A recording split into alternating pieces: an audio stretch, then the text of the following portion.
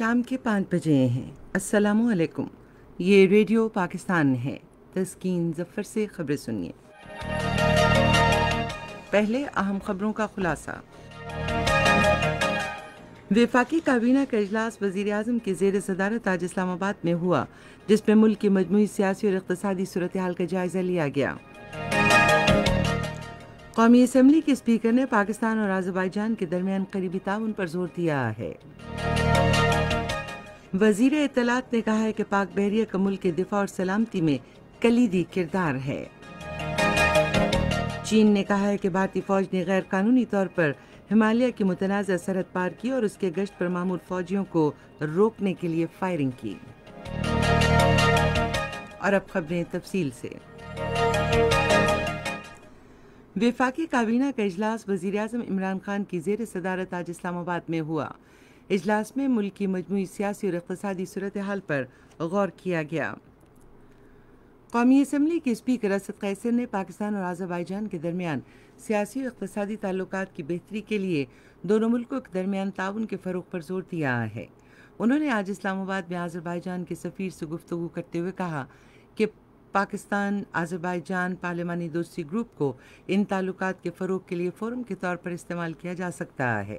انہوں نے ECO کے رکن ملکوں کی پارلیمانی یونین کو دوبارہ فعال بنانے کی ضرورت پر بھی زور دیا۔ قومی اسمبلی کے اسپیکر نے کہا کہ آذربائیجان ایشیا کا اہم ملک ہونے کے ناطے اسلامی تعاون تنظیم اور دیگر علاقائی فورمز پر غیر قانونی طور پر بھارت کے زیر قبضہ کشمیر کے عوام کی حالت زار اجاگر کرنے میں اپنا کردار ادا کر سکتا ہے۔ حکومت نے احساس انڈر گریجویٹ اسکالرشپ پورٹل کا اجرا کیا ہے، جس کے ذریعے تعلیمی سال 2020-21 کے لیے وظائف کی درخواستیں آن لائن جمع کرائی جا سکیں گی۔ غربت کے خاتمے کے بارے میں وزیر اعظم کی معاون خصوصی ثانیہ نشتر نے آج ایک ٹویٹ میں کہا کہ یہ پورٹل اگلے ماہ کی 30 تاریخ تک فعال رہے گا۔ انہوں نے کہا کہ ملک کی 119 سرکاری جامعات میں 4 یا 5 سالہ انڈر گریجویٹ پروگرام کے تمام طلبہ وظائف کے لیے درخواست دے سکتے ہیں۔ وزیر اطلاعات و نشریات شبلی فراز نے کہا ہے کہ ملک کے دفاع اور سلامتی میں پاک بحریہ کا کلیدی کردار ہے۔ یوم بحریہ کے موقع پر آج ایک ٹویٹ میں انہوں نے کہا کہ پاک بحریہ 1965 کی جنگ میں پاک فوج اور پاک فضائیہ کی شانہ بشانہ تھی اور جرت و بہادری اور پیشہ ورانہ مہارت کی نئی تاریخ رقم کی۔ انہوں نے کہا کہ یوم بحریہ کے موقع پر ہم سمندری سرحدوں اور ساحلوں کے محافظوں کو خراج تحسین پیش کرتے ہیں۔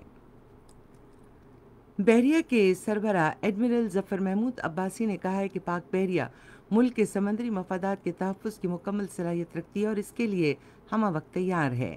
یوم بحریہ پر اپنے ایک پیغام میں انہوں نے کہا کہ پاک بحریہ نے مشترکہ عالمی مفادات کے لیے بحری حدود کو محفوظ بنانے کی غرض سے اپنے طور پر علاقائی سمندری گشت کا آغاز کیا ہے۔ ایڈمرل ظفر محمود عباسی نے کہا کہ پاکستان مسئلہ کشمیر کے حل تک کشمیریوں کی منصفانہ جدوجہد کی حمایت جاری رکھے گا۔ کل جماعتی حریت کانفرنس کی آزاد کشمیر شاخ کے زیر اہتمام بھارت کے غیر قانونی زیر قبضہ جموں کشمیر میں بھارتی مظالم اور اقوام متحدہ کی سلامتی کونسل کے ایجنڈے سے تنازع کشمیر کو خارج کرنے کے بارے میں بھارت کے گمراہ کن بیانات کے خلاف آج اسلام آباد میں اقوام متحدہ کے دفتر کے باہر ایک احتجاجی مظاہرہ کیا گیا۔ اس موقع پر مظاہرے کے شرکاء نے اقوام متحدہ کے دفتر میں ایک یادداشت جمع کروائی، جس میں اقوام متحدہ کے سربراہ انطونیو گتریس کو مقبوضہ علاقے میں کورونا وائرس کے لاک ڈاؤن کی آڑ میں کیے جانے والے بھارتی افواج کے مظالم کے خلاف نوٹس لینے کا مطالبہ کیا گیا۔ چین نے بھارتی فوجیوں پر ہمالیہ کی متنازع سرحد کو غیر قانونی طور پر عبور کرنے اور گشت پر معمور فوجیوں پر اشتعال انگیز فائرنگ کرنے کا الزام عائد کیا ہے۔ چینی فوج کے ترجمان کرنل زانگ شولی نے کہا کہ ان کے فوجیوں کو مجبوراً جوابی کارروائی کرنا پڑی۔ انہوں نے کہا کہ بھارتی فوجیوں نے پانگونگ TSO جھیل کے جنوبی کنارے کے قریب پہاڑی علاقے شمپاؤ میں لائن آف ایکچوئل کنٹرول کو غیر قانونی طور پر پار کیا۔ انہوں نے کہا کہ بھارتی اقدام سے دونوں ممالک کے درمیان معاہدے کی سنگین خلاف ورزی ہوئی اور علاقے میں کشیدگی کو ہوا دی گئی۔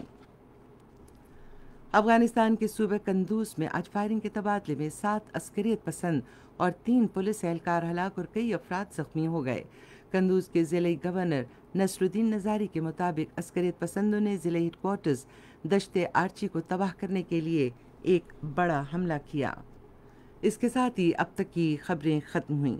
مزید خبروں اور تجزیوں کے لیے ہماری ویب سائٹ ہے radio.gov.pk اور فیس بک کے link radio Pakistan news official پر براہ راست ویڈیو سٹریمنگ بھی آپ ملاحظہ کر سکتے ہیں۔